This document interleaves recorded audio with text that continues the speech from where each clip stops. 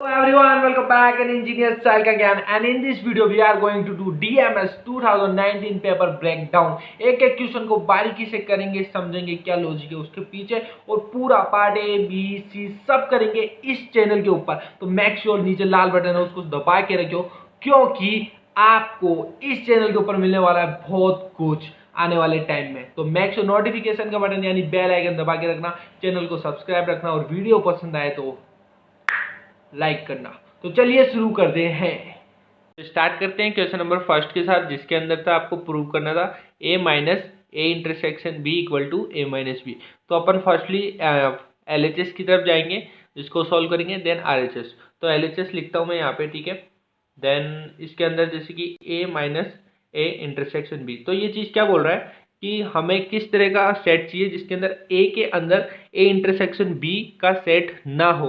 तभी हमने यहाँ क्या यूज किया है, minus. It means let's upon suppose करते हैं कोई variable x, it means x belongs करता है, a आपका x में बिलोंग करता है। माइनस के लिए एंड ले लेते, चलो और भी ले सकते हो आप, ठीक है। And x does not belong to a intersection b। यहाँ ये चीज समझो कि जो आपका a है वो तो x को बिलोंग कर रहा है, माइनस यानी कि वो सेट, ये वाला सेट a में बिलोंग नहीं करता है। तो x does not belongs a intersection b। Okay, then x belongs to a, इसको थोड़ा सा ओपन कर लेते हैं। So x does not belong to a and intersection के लिए and x does not belong to b। Okay, इसको bracket में ले लेते हैं क्योंकि ऑलरेडी ये ब्रैकेट में था, यानी कि हर इंडिविजुअल के लिए पहले ये वाला, फिर इस इंडिविजुअल के लिए ये, क्योंकि ये बाहर है अपना और ये दोनों अंदर है। तो अपन क्या लिखेंगे, x belongs to a and x does not belong to a। Okay, then and x belong to a, अब इसका राउंड, ठीक है, and x does not belongs to b। Okay, अब इसका और इसका मेल तो 5 होता है, तो अपन लिख सकते हैं यहाँ x belongs to 5। Okay, and इन दोनों को अपन लिखना चाहे तो कैसे लिखेंगे कि आपका a तो x में बिलोंग कर रहा है बट b बिलोंग नहीं कर रहा है। तो यानी कि ऐसा सेट जिसके अंदर a हो बट b ना हो, तो अपन उसको क्या बोलेंगे, उसको अपन बोलेंगे a माइनस बी, राइट। तो belongs to a minus b. तो अब इसको ऑल ओवर लिखना चाहे तो क्या लिखेंगे अपन, a माइनस बी। तो ये हमारा LHS आ गया। तो ये राइट के इक्वल अपना यहाँ पर है। सिमिलरली अगर आपको RHS से करना है तो यहाँ पे आप देख पा रहे हो कि x बिलोंग कर रहा है a माइनस बी को, और अपन कह सकते हैं कि इसके साथ अगर मैं फाइव को ऐड कर दूँ तो कोई दिक्कत थोड़ी है, दिक्कत नहीं है ना। फाइव को इसके साथ ऐड करोगे तो यही तो आउटपुट आएगा ऊपर वाला, तो कोई दिक्कत नहीं है। इसके बाद मैंने बताया था फाइव को अपन क्या लिख सकते हैं, जैसे मैंने इन दोनों को इंटरसेक्ट करके यहाँ पर ये लिखा था ना, तो सिमिलरली इसके थ्रू मैं ये लिख सकता हूँ कि x बिलोंग करता है a को और x बिलोंग नहीं करता है a को, दोनों को एंड करके तो अपन को 5 मिल जाता है। एंड लगा के इसको मैंने थोड़ा खोल दिया कि ऐसा सेट जिसके अंदर a तो बिलोंग कर रहा है but b is not belonging to the x। तो यहाँ पर ये लिखा है x does not belong b। Okay, then यहाँ पर मैंने क्या है कि दोनों x बिलोंग्स टू है एक कर दो, दोनों एक ही तो है, तो इनको सिंगल ले लिया। देन इसको और इसको साथ में लिया है मैं। इट मीन्स कि दोनों ही a और b दोनों ही बिलोंग नहीं कर रहे x को, तो यहाँ पर a एंड b आ गया, does not belongs to x। अब दोनों का एंड है, तो एंड मैंने यहाँ पर स्टार्टिंग में बताया था, मैंने एंड को माइनस बोला है, आप और भी बोल सकते हो, ठीक है। तो एंड को माइनस बोला है, तो यहाँ पर ये तो एंड आपको इंटरसेक्शन वाला हो गया जैसे अपन ने यहाँ पे लिखा था, ठीक है। और जैसे आप यूनियन करते हो तो उसको और लिखते हो, ठीक है। और माइनस के केस में आप कुछ भी लिख सकते हो, और and what ever you want. तो मैंने एंड लिख दिया यहाँ पर, तो यहाँ पर एंड करके इन दोनों को लिख रहा हूँ, तो एंड की जगह अब क्या आएगा, माइनस। यानी कि माइनस भी क्यों आए, इसको दूसरी तरीके से समझते कि x को a बिलोंग कर रहा है बट x बिलोंग नहीं कर रहा है a इंटरसेक्शन b को, यानी कि ऐसा सेट जिसके अंदर a इंटरसेक्शन b a के अंदर नहीं है, तो अपन किस तरह से लिखेंगे, a minus a intersection b which is equal to LHS। तो आप LHS से भी कर सकते हो और RHS से भी कर सकते हो। अब जंप करते हैं क्वेश्चन नंबर 2 की ओर। क्वेश्चन नंबर टू आप जैसे कि देख पा रहे हो ये एक थ्योरी का क्वेश्चन है और जो मैंने नोट्स आपको प्रोवाइड कराए हैं इन जस्ट 39 रुपीज़, तो आप उन नोट्स के ऊपर जाइए, वो सबसे बढ़िया नोट्स है क्योंकि जितने भी आपके पेपर है 19, 20, 18, 13, 14, 15, 16 जितने भी सन के हैं सारे क्वेश्चन उन नोट्स में आपको मिल जाएंगे। इतने पावरफुल नोट्स है और आने वाला पेपर है जो आपका उसी नोट्स में से आने वाला है, तो उन नोट्स को तो आप हल्के में मत लेना गाइज, बहुत मेहनत से बनाए हैं। ठीक है, तो वो थ्योरी का क्वेश्चन आपको यहाँ मिल जाएगा क्वेश्चन नंबर 2। क्वेश्चन नंबर 3 चलते हैं। Show the multiplicative group of 1 -1 i - i is the cyclic and find its generator. बहुत इजी क्वेश्चन है। आप 1 को अगर आपने आयोटा पढ़ा हो, यानी आयोटा मतलब i, तो वहां पर आपको पता है 1 को अपन कैसे रिप्रेजेंट करते हैं, i की पावर 4 से। -1 को किससे रिप्रेजेंट करते हैं, i की पावर 2 से। ओनली i को, ठीक है, i से ही रिप्रेजेंट करते हैं। -i को किससे करते हैं, i की पावर 3 से। ठीक है, तब हमको एक और ऐसा ढूंढना है कि जिसके थ्रू क्या है कि ये सेम वैल्यू मिल सके। तो देखो मैंने यहाँ पर i पुट करके देखा और उनसे मेरे को आंसर मिला। अगर इसकी जगह मैं -i पुट करके देखूँ तो जैसे कि आप देख पा रहे हो माइनस की पावर 4, तो ये पॉजिटिव हो जाएगा और i की पावर 4 ये बन जाएगा, यहाँ पर आ जाएगा 1। -i की पावर 2t है, ये प्लस हो जाएगा और i² बन जाएगा, यहाँ काम हो जाएगा दोबारा से। माइनस इस बार पावर ओड है यानी कि पावर 3 है, तो ये माइनस ही रहने वाला है और माइनस i की पावर 3, i की पावर 3 को क्या बोलते हैं, -i। सो -i और माइनस प्लस होके फाइनली क्या बनाएंगे, ओनली i। तो यहाँ पर ये काम कर रहा है। -i की power 1 which is equal to -i। तो यहाँ पर दो जनरेटर मुझे देखने को मिल रहे हैं, एक तो i और एक आपका -i। सो आंसर आपका क्या हो गया, i एंड -i।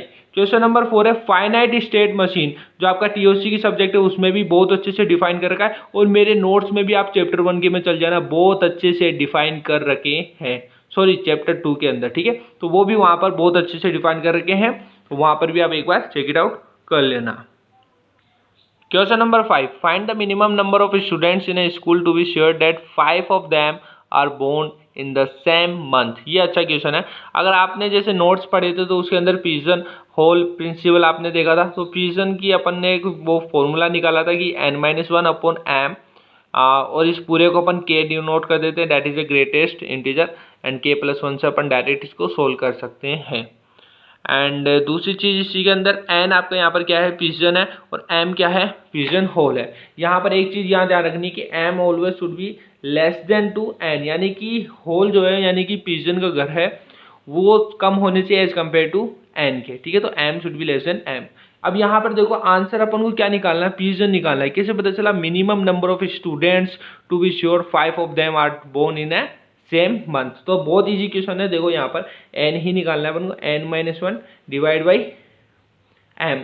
m क्या है यहाँ पर, पिजन होल, यानी कि पिजन होल जिसके अंदर वो रहते हैं पिजन। तो एक तरह से इस प्रिंसिपल के अकॉर्डिंग इसमें क्या हो गया, मंथ हो गए। कितने होते हैं मंथ, टोटल 12 होते हैं, तो 12 + 1 जो इनका फाइनल आउटपुट है, क्या बोला इन्होंने कि 5 ऑफ देम, तो यहाँ पर आ गया आपका 5।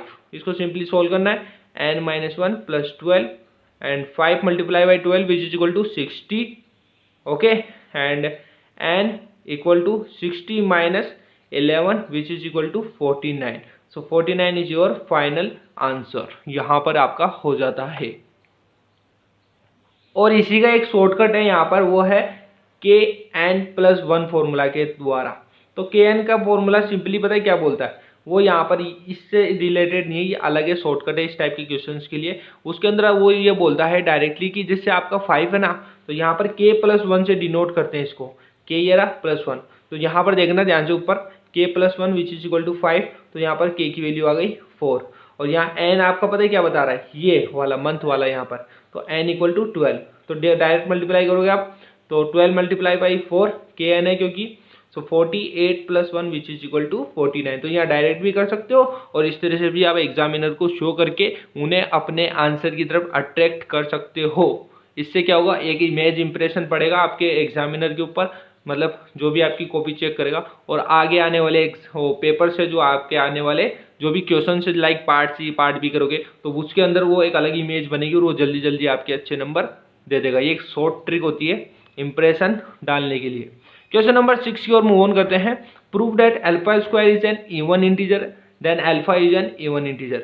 ठीक है, उससे पहले मैं आपको बता दूं, जैसे इस बार ये टाइप का क्वेश्चन आया मतलब लास्ट टाइम, तो इस बार इसी से सिमिलर आएगा पिजन होल से ही, बट दूसरे टाइप का, जो मैंने नोट्स में भी आपको बताया दूसरे टाइप वाला। तो मेक श्योर आप नोट्स के अंदर जाके वो देख लें। और आपको अगर आपको अभी भी आपने नोट्स नहीं लिए हैं तो मेक श्योर ले लें, क्योंकि बहुत ही ग्रेट ऑफर है और बहुत ही ज़्यादा हेल्पफुल रहेंगे आपके लिए। पूरी डिटेल मैंने डिस्क्रिप्शन में दे दी है, तो आप वहाँ से भी चेक इट आउट कर सकते हैं।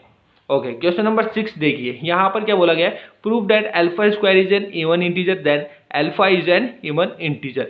यानी कि अगर अल्फा स्क्वायर इवन इंटीजर है तो अल्फा भी क्या होना चाहिए, इवन इंटीजर होना चाहिए। सो मैं क्या कर रहा हूँ, इसको पी एज्यूम कर रहा हूँ इस लाइन को कि alpha square is an even integer और n is an alpha, so alpha is also an even integer, जिसको क्यू से डिनोट कर रहा हूँ। अब मैं ये बोल रहा हूँ कि ये वाला चीज ट्रू नहीं है, दिस इज नॉट ट्रू, ये वाली लाइन कौन सी, क्यू वाली। तो अब यहां से क्या कंक्लूजन निकलता है, एक लाइन निकलती है कि alpha is not even integer. तो एक तरह से ये इसका कॉन्ट्राडिक्ट हो गया, ठीक है, इस लाइन का ही। तो अगर अल्फा आपका इवन इंटीजर नहीं है और अल्फा का अगर मैं स्क्वायर कर दूं तो क्या वो भी इवन इंटीजर नहीं होगा। लाइक 3 है, ठीक है, 3 का मल्टीप्लाई कर दूं 3 से ही तो वो क्या निकलेगा, 9 ही तो निकलेगा, और ये भी आपका इवन इंटीजर नहीं है, तो ये भी आपका इवन इंटीजर नहीं है। और ये लाइन एक तरह से p को ही डिनोट कर रही है, ये p का कॉन्ट्राडिक्शन है।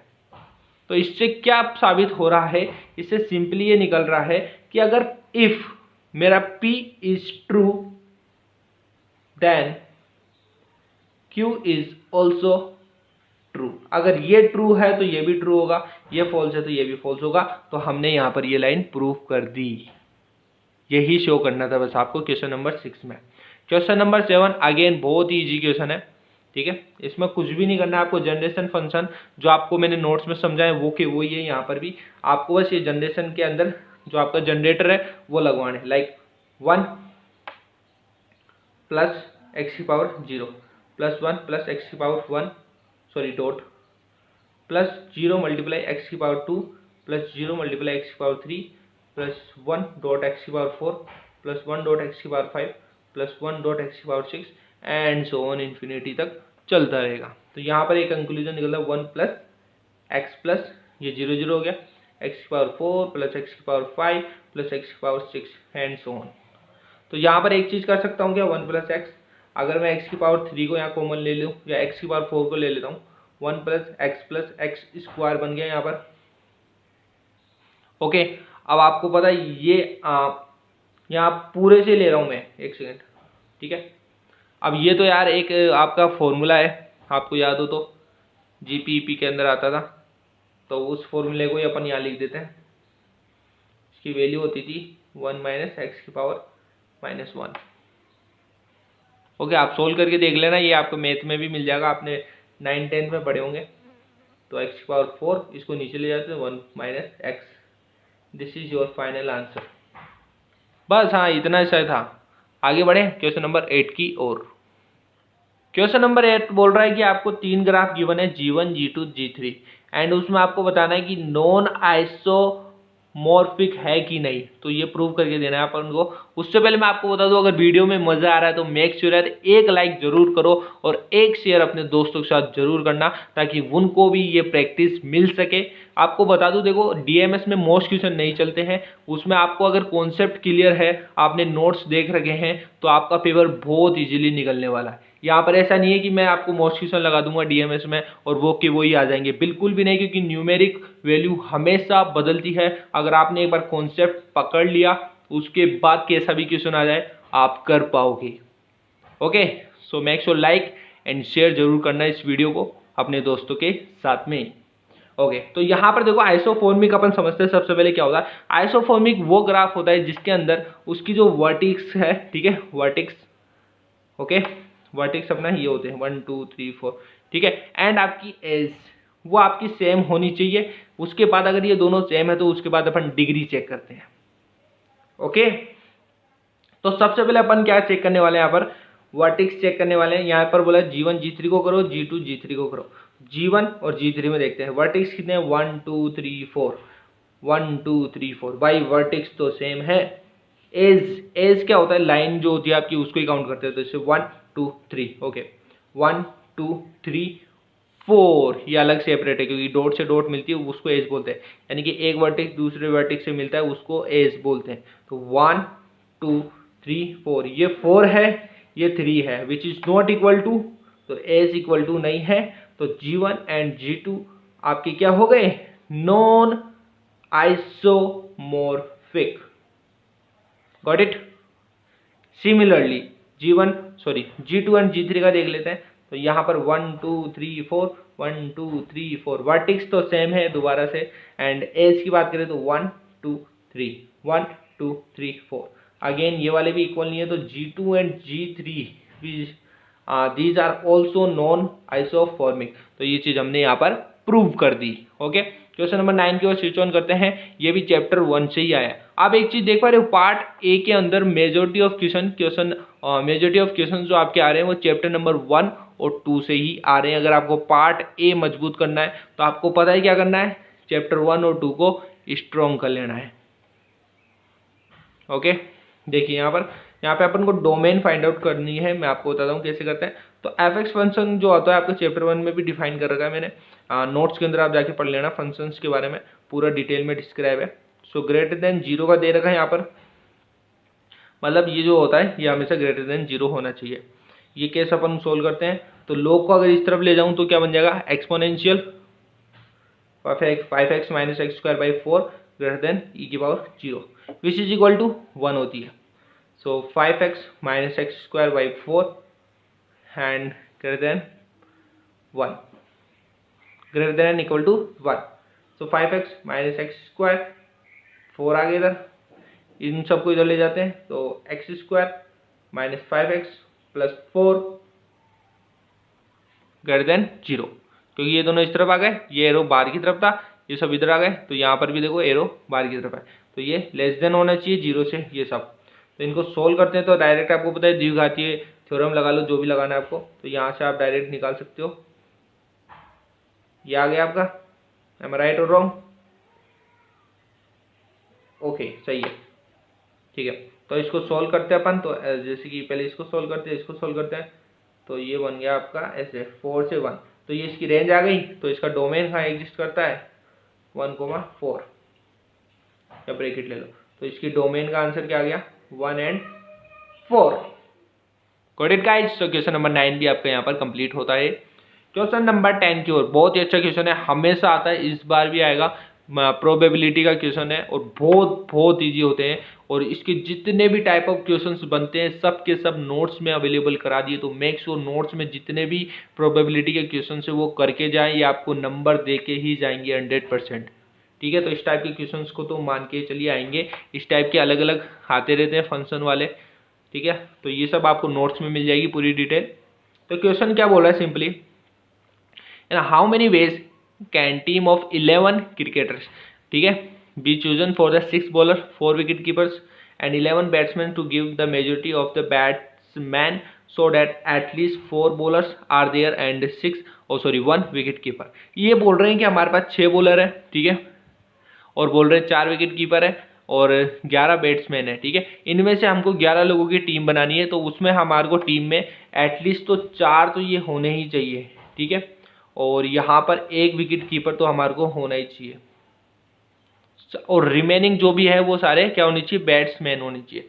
और बैट्समैन कितने अपने पास अभी 11 अवेलेबल है। तो यहाँ पर देखो बॉलर कितने थे, 6 में से कितने चाहिए, 4।